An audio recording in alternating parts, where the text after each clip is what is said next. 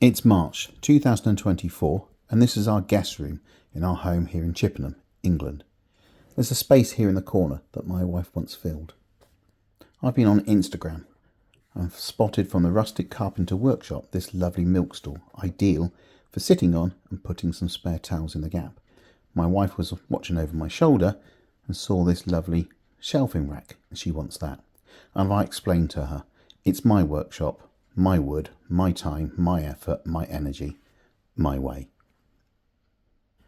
The first thing we do when we're building a bookshelf is to cut all the planks to size.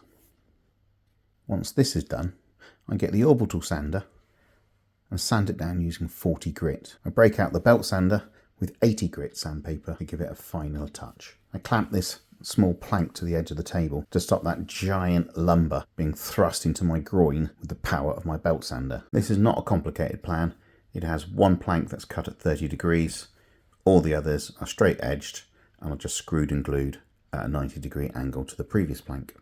You'll see what I mean.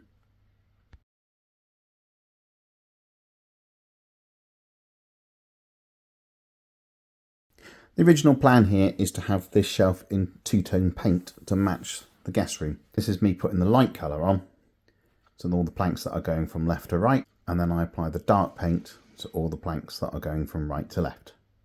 And yes, I'm aware that when I turn the shelf around, everything's reversed, but you get the idea. Now at this point, I realise that I probably should check if the books will fit. So I unscrew everything and redesign it and have to add in some extra planks so that the books will fit to size. Message to self, have some sort of plan before you start. You're just not good enough to do it by eye. And then I apply yet another coat of paint. This time I'm just going to use the dark paint, one colour. And here it is, in its final place, in reverse. So the book's the wrong way around, but I have a cunning plan. As you'll see here, as you come into the room, the space is still there for the milk stool, and the bookshelf is hidden behind the door. And this means that when you come in as a guest, you don't get to see the bookshelf, and the only people who will benefit from that bookshelf is those who actually close the door and sleep. Lovely. Love that idea.